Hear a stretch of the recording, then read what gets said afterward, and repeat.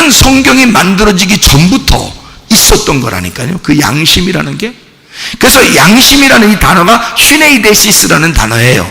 이 슈네이데시스라는 이 단어는 공통적으로 혼자가 아니라 2명 이상의 단체가 있을 때 그때 이루어지는 마음가짐이에요. 그게 양심이라는 마음입니다. 혼자 살 수 없죠. 아담이 혼자 하나님 만들었을 때는 양심 필요 없죠. 혼자 살면 되니까. 근데 하와가 생기면요, 양심이 필요한 거예요. 둘이 양심적으로 살아야 되는 거예요. 성경은 안 쓰여 있어도, 성경책은 그 당시에 에덴 동산에 없었어도 서로 양심을 따라 살아야 되는 거예요. 하나님이 주신 마음, 그 선한 양심에 따라 살아야 돼. 그래서 아담은 하와에게 자기의 양심을 다했고 하와는 아담에게 양심을 다하는 거예요. 중간에 누가 꼈냐면 옛 뱀이 낀 겁니다. 옛 뱀이 껴서 하와를 꼬시고 넘어뜨렸어요. 그러니까 아담이 어떻게 해요? 하와를 사랑해, 안 사랑해? 사랑하잖아요. 아담이 하와를 사랑하기 때문에 그 넘어진 아담을, 너 그럴 줄 알았어. 내가 없을 때 너 뱀하고 둘이 놀아나서 그거 선악과 먹었어 너? 근데 그럴 줄 알았다. 내가 넌 그런 인간이야. 이렇게 하고 아담이 돌아섰다면 하와 혼자 죽는 겁니다, 여러분. 근데 아담은 그러지 않았어요. 아담이 남자 중에 남자, 3글자로 상남자. 아담이 그런 사람이었기 때문에 그냥 둘 수 없었어, 하와를. 그래서 아담이 같이 먹자. 내가 먹어서 같이 죽자. 네가 죽었는데 내가 혼자 살면 뭐하냐. 너랑 같이 죽자. 너는 내 속에서 태어난 자니까. 자, 아빠가 말해요. 아들이 손을 다치니까 아빠 마음이 내가 다쳤으면 좋겠지 아들이 아픈 거를 보지 못하겠더라고요. 딸이 우리 어릴 때 아프니까 아빠 마음이 하나님한테 기도가 저절로 나오더라고. 하나님, 차라리 제가 아프게 해주세요. 이 딸이 아파서 우는 걸 내가 보질 못하겠어요. 그런 기도가 저절로 나와. 저절로. 그냥 뭐 이렇게 계산해서 나오는 게 아니야. 오토매틱으로 그냥 나오더라니까, 그게 기도가. 하나님, 내 딸 아프지 않게, 나를 아프게 하고 우리 딸을 낫게 해주세요. 이게 저절로 그냥 오토매틱으로 머릿속에서 오토매틱으로 나오더라니까, 기도가 그냥. 그거예요. 저절로. 하와가 아파서, 하와가 죽어서, 하와가 죄를 지니까 아담은 못 견디겠는 거야. 나도 같이 죄인이 되자. 나도 같이 죽자. 나도 같이 그 슬픔에 동참하자. 이게 상남자예요. 상남자가. 대단합니다. 그 아담이 그렇게 했어요. 어떻게? 하와를 비판했어요? 너 왜 그랬냐고 그냥 거기다 윽박 지르고 그냥 몽둥이 찾아오고 이렇게 했어요? 안 그래요. 그냥 사랑한 겁니다. 사랑한 거예요. 같이 먹어준 거예요. 그렇게 인류가 생긴 이래로요, 인간은 다 누구나 책임감을 가지고 양심적으로 살아가게 돼 있단 말이에요. 성경책이 아니에요. 성경책을 통해서 그들이 그렇게 사는 게 아니에요. 그런 마음이 생긴 게 아니야. 성경책을 통해서. 슈네이데시스예요. 둘 이상이 되니까 양심이 발동한 거예요.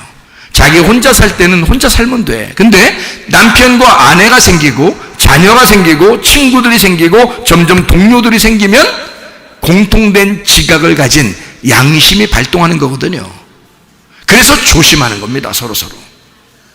여러분, 아내에게 함부로 대하면 안 됩니다.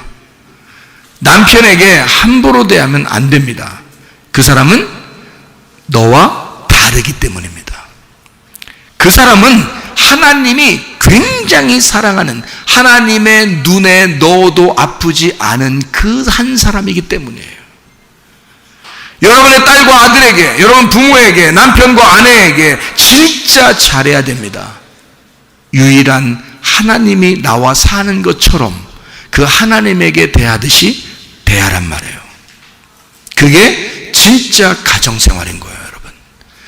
사람들이 가정생활 잘 모르더라고요. 예수를 진짜 못 만나니까 가정생활이 뭔지를 모르더라고요. 그래서 사람을 함부로 대하더라고요. 그거 아니에요. 저도 옛날에는 다 함부로 대할 때 있었어요. 근데 주님을 만나고 보니까 함부로 대할 수가 없는 거예요. 그 속에 다 하나님이 계신 거야. 하나님의 자녀인 거야. 그래서 하나님의 이 자녀를 네 양심이 바르지 못해서 함부로 대하잖아요? 그러면 어떻게 되느냐? 그 상대방이 기도가 안 돼. 예배를 못 드려요, 여러분. 하나님하고 교통이 안 돼요. 그게 베드로전서 3장이에요. 베드로전서 3장. 아침에 말씀을 나눴던 그 말씀입니다. 기도가 막혀요. 이게 서로 마음이 통하지 않으면 있잖아요. 기 막힌다 이런 말 있죠. 기 막힌다. 그럼 병 나요. 그래서 교회에 왔는데 또 말이 안 통하잖아요. 그럼 기도가 막혀요. 기도가. 그래서 서로 기도가 막히면 이게 통하지 않는 거거든요. 원활하지 않는 겁니다. 기도가 막히는 거야. 그래서 지식을 따라 너희가 동거하라 그렇게 말했거든요. 베드로전서 3장 7절에 너희가 지식을 따라 동거하라. 지식을 따라 몸과 마음으로 잘 깨달아 알아서 뭐예요? 너 양심이 바르게 이게 슈네이데시스 양심이라는 이 단어가 슈네이도에서 나온 단어거든요. 이게 헬라어예요. 근데 슈네이도라는 단어가요, 함께 본다, 함께 의식한다는 말이거든요. 쉰이라는 말하고 에이도라는 말의 합성어입니다. 그러니까 쉰이라는 말이 함께라는 말이고 에이도가 본다는 말이거든요. 그러니까 깨닫는다, 본다, 함께 깨달아 안다는 말이에요. 그러니까 함께 같은 데를 함께 보는 거예요. 여러분, 남편과 아내가 뭐 하는 사람인 줄 알아요? 같은 곳을 같이 보는 게 부부예요. 저는 성경을 통해서 배웠어요. 부부가 뭐 하는 사람인지 난 성경을 통해서 배웠어요. 부부가 어떤 사람이냐? 같은 장소를 같이 남편과 아내가 같이 보는 겁니다. 근데 남편은 오른쪽을 보는데 아내는 항상 왼쪽을 보고 있다면 이게 서로 보는 눈이 달라요. 보는 눈이 다르니까 같이 보면 싸우는 거죠. 보는 눈이 서로 다르니까 같이 보는 눈이 다른 사상을 가진 그 의식을 가진 것이 둘이 마주치니까 싸우죠. 근데 함께 보면요, 이쪽을 보는데 남편이 보는데 아내가 같이 봐주고 이쪽을 아내가 보는데 남편이 같이 봐주는 겁니다. 이게 슈네이도예요. 함께 보는 거예요. 그걸 뭐라고 성경에 쓰느냐면 이거를 양심이라고 쓴 겁니다. 그러니까 양심에 바른 사람은 가정생활도 잘하게 돼 있고 교회생활도 잘하게 돼 있단 말이에요. 그러니까 양심에 바른, 하나님이 주신 거니까 이건 성경보다 먼저 있었던 게 양심이란 말이에요. 성경보다 먼저 있는 게 그걸 선한 양심이라 그러는 거예요. 양심을 따라 살아라. 함께 인식하고 함께 보아라 그 말이에요. 그게 부부예요. 저는 이걸 딱 양심 보니까 이게 딱 부부가 하는 행동이에요. 아담과 하와가 딱 둘이 처음에 만들어졌을 때요, 둘이요, 남편이 아내를 보면서 내 뼈 중에 뼈요, 내 살 중에 살이네 이렇게 말했어요. 한마디로 뭐라고 한 거예요? 네가 나네? 내가 너네? 그래서 하와가 없이는 자기는 살아갈 수가 없다고 말하는 거예요. 이거 굉장한 사랑의 고백입니다. 너 때문에 내가 사는 거야 라고 얘기한 겁니다. 그러니까 둘이 그렇게 봤을 때 부끄러워했다, 부끄럽지 않았다? 부끄럽지 않았어요. 둘이 사랑을 나눴어요. 부끄럽지 않았습니다. 근데 선악과를 먹으니까, 선과 악으로 딱 나누다 보니까 아내가 나쁜 점도 있어 보이는 거야. 남편도 나쁜 점도 있어 보이는 거예요. 선악과를 먹으면 그렇게 되는 거예요, 여러분. 사람이 선악의 의식, 선악의 지식을 갖게 되면요, 사람을 비판합니다. 판단합니다. 근데 그거를 생명으로 덮어버리면 판단하질 않아요. 비판하지 않는다고요. 그게 어떤 마음을 가진 사람이에요? 누가 그런 마음을 가졌다고요? 아버지가 딸에 대한 마음을 가진 거라고요. 하나님이 우리에게 가진 마음이라고요. 이해가 되겠습니까? 그게 하나님의 마음이기 때문에 우리를 비판하지 않아요. 우리를 판단하려고 하지 않습니다. 근데 사람들끼리는요, 그냥 부딪혔다면 그냥 막 새도 아닌데 입으로 그냥 좋아하고 쪼우고 막 이런 부리로 그냥 막 쪼우고 그래요. 그러니까 그렇게 하지 말고 부부는 어떻게 하라고요? 쉰에이동, 함께 보란 말이에요. 함께 보는, 같은 장소를 같은 곳을 같이 보는 걸 부부라 그러는 거예요. 아하, 부부는 이런 거였구나 라는 것을 제가 성경 양심이라는 슈네이데시스에서 발견한 겁니다. 부부가 이런 거였구나. 그래서 주님은 나와 같은 방향을 보는구나. 주님은 그래서 나를 무작정 사랑하시는구나. 나랑 같이 보려고 하는구나. 주님은 나랑 같이 보려고 하는구나. 내가 그 주님과 같은 방향을 보려고 하는 거, 이게 서로 사랑이에요. 그래서 주님이 우리한테 물어보는 거죠. 베드로한테, 네가 나를 사랑하느냐. 다른 말로 바꿔서 생각해 보면 네가 나랑 같은 장소를 같이 보겠느냐, 그 말이에요. 이해가 되겠죠? 그러면 그게 부부란 말이에요. 부부의 사랑이라는 것은 아주 간단합니다. 같은 장소를 같이 보는 거예요. 그게 양심이라고요. 그래서 양심이 바르지 못한 사람은 이걸 다 망가뜨려 버린다고요. 그래서 승질이 나. 그래서 승질만 안 내면 결혼 생활 반은 승리한 거예요. 승질만 안 내면. 근데 승질이 나는 걸 어떡하냐고. 그죠? 사람들이 승질이 나는 걸 어떡하냐고. 그러니까 주님께 매달려야 되는 거야. 주님, 저를 용서해 주십시오. 내가 자꾸 왜 속에서 승질이 나고 날라는지 모르겠어요. 주님, 나를 뭉개 주십시오. 그렇게 기도는 안 하고 남편을 뭉개달라고 그러면 어떻게 해? 자기 승질나게 했다고 부인을 뭉개달라면 어떡하냐고. 진짜 하나님이 뭉개버리면요, 끝장나. 고생은 자기가 바가지로 하는 거야. 그러니까 그렇게 하지 말고 자기를 뭉개달라고 해. 하나님, 나를 뭉개 주십시오. 자, 그래서 하나님은 우리를 먼저 부르시고, 자, 이렇게 말씀을 듣게 하잖아요. 들으면서 하나님 거니까. 여러분은 그러니까, 목사님, 제가 하나님 거 맞아요? 하나님이 나 구원한 거 맞아요? 하나님이 나 사랑하는 거 맞아요?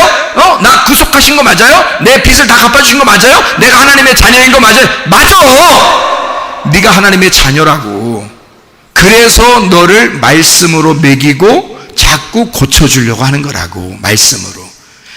사람이 집을 먼저 사고 그 다음에 집을 고치잖아요. 집을 고쳐놓고 사는 게 아니라고. 지 것도 아닌데 고쳐? 자기 거니까 고치는 거야.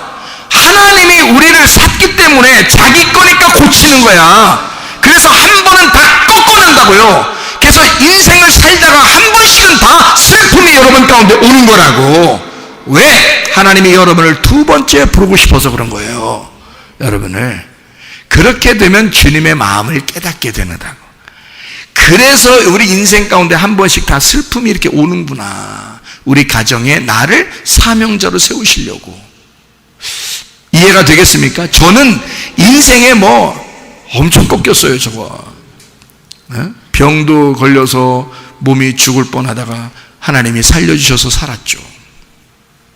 인생 개판 치다가 다 망가져서 그냥 모든 게 다 없어져 버리고 처음부터 새로 시작해서 지금 우리 교회가 이렇게 되었죠.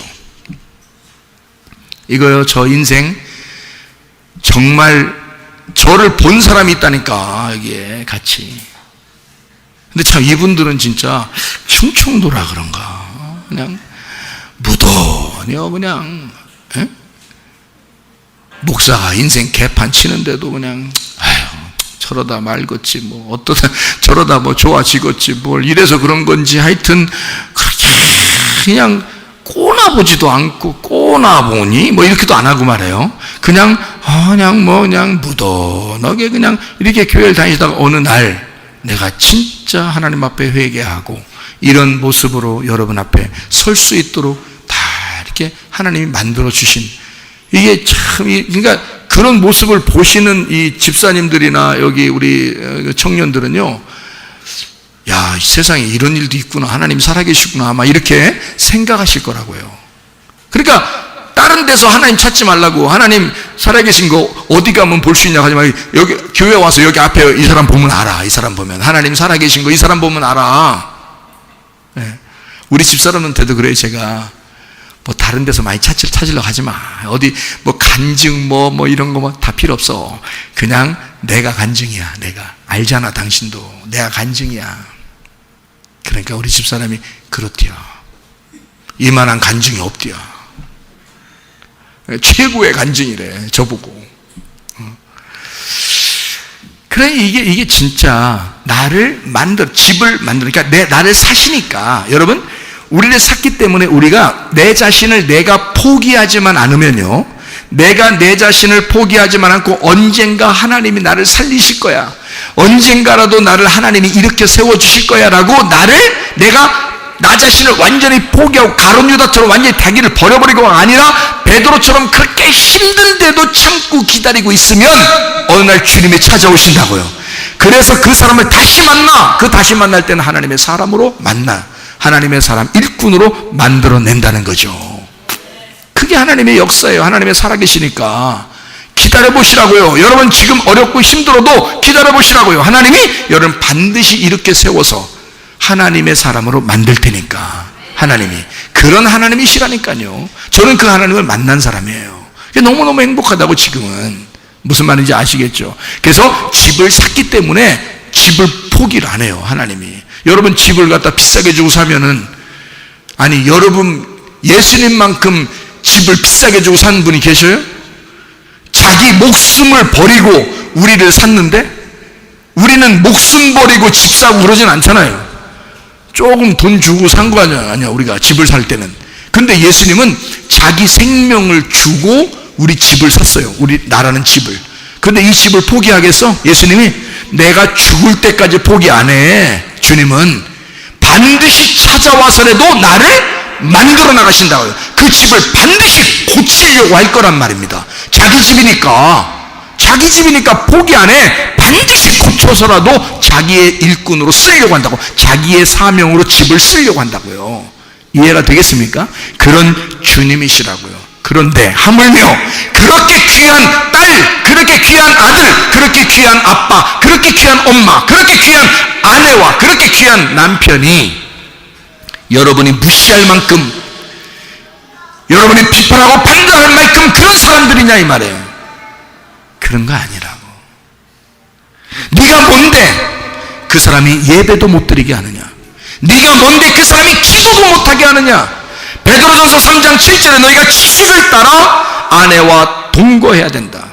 왜? 아내하고 불편함이 있으면 너 기도 안 돼. 기도가 안 된다고.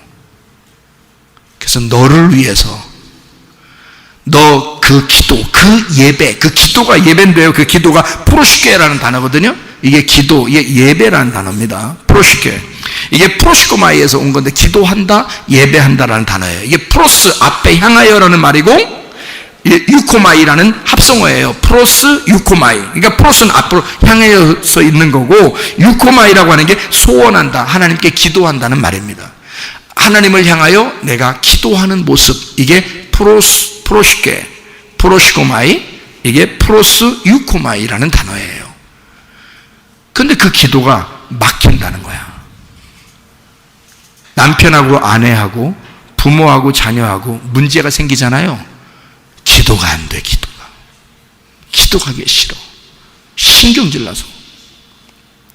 그런 거 경험해 보신 분이 있으신가요? 기도가 막힌다는 말이에요. 에콥토라는 말입니다. 방해한다는 말이거든요. 좌절시킨다. 기도를 베어낸다는 거예요. 에크라는 말하고 콥토라는 말의 합성어거든요. 콥토가 가슴을 친다, 찢는다는 말이거든요. 그리고 에크라는 게 거기로부터 시작된다는 말이거든요. 그러니까 막 가슴이 찢겨. 그래서 기도가 안 나와. 승질나서. 예배가 안 돼. 여러분 남편과 아내가 집에서 싸우고서 교회 와서 예배 드린다고 앉아있어봐요. 예배 드려지나? 예배가 기분이 안 좋아. 예배 같지가 않아. 기도해도 막 기도 같지가 않아. 승질나서. 아내하고 남편이 관계가 안 좋으면 그렇게 된다는 거예요. 왜 기도를 막느냐 이거야. 다시 말하면 당신이 뭔데 그 하나님의 자녀를, 하나님이 그토록 자기 생명을 주어서 만들어낸 그 하나님의 자녀를 당신이 뭔데 그 기도를 막으며, 당신이 뭔데 그 사람의 예배를 막아버리느냐 그 말이야. 하물며 부부가 가장 가까워야 하는데 그렇게 인생을 살면 되겠습니까? 안 되죠. 남편은 아내를 극진히 사랑하고 주님처럼, 아내는 남편을 극진히 존경해서 교회가 그리스도를 존경하듯이 그렇게 해서 그리스도 예수 안에서의 진정한 하나가 되시기를 바랍니다. 시편 126편 5절의 말씀에 보면 눈물을 흘리며 씨를 뿌리는 자는 기쁨으로 거두리로다. 시편 126편 6절의 말씀에 보면 울며 씨를 뿌리러 나가는 자는 반드시 기쁨으로 그 곡식단을 가지고 돌아오리로다. 시편 30편 5절의 말씀 보니까 그의 노여움은 잠깐이요 그의 은총은 평생이로다. 저녁에는 울음이 깃들일지라도 아침에는 기쁨이 오리로다. 왜 이렇게 썼는지 아십니까? 하나님이 내가 널 책임지면 되잖아. 내가 널 책임지면 저녁에는 눈물 흘려도 아침에는 네가 웃게 만들어 줄 수 있어. 내가 하면, 하나님이 하시면 그게 가능하다 그 말입니다. 여러분의 인생, 여러분의 가정도 다 주님께 맡겨서 주님이 여러분의 가정을 인도할 수 있도록, 그런 삶을 살다가 주님 앞에 갈 수 있도록 여러분은 그 주님께 여러분의 가정을 호소하시길 바랍니다. 그렇게 기도하면서 살아가시기를 바랍니다. 그 주님은 여러분과 늘 함께 할 것이고, 새로운 피조물인 우리들은 반드시 하나님의 용도에 맞게 우리를 다시 고쳐서 우리를 사용하실 것이다 그 말입니다. 주님 안에서 살다가 주님과 동행하다가 주님 만나시기를 바랍니다. 우리 하나님 아버지의 사랑과 은혜를 감사를 드립니다. 하나님, 가정이 정말 행복하게 도와주시옵소서. 하나님, 새로운 피조물로 이 땅의 운명대로 살지 않고 땅의 운명을 벗어나 하늘의 운명으로 하나님의 자녀로 행복하고 기쁘고 건강하고 안전하게 살다가 주님 만나게 도와주시옵소서. 예수 그리스도 존귀하신 이름으로 기도 올리옵나이다. 아멘.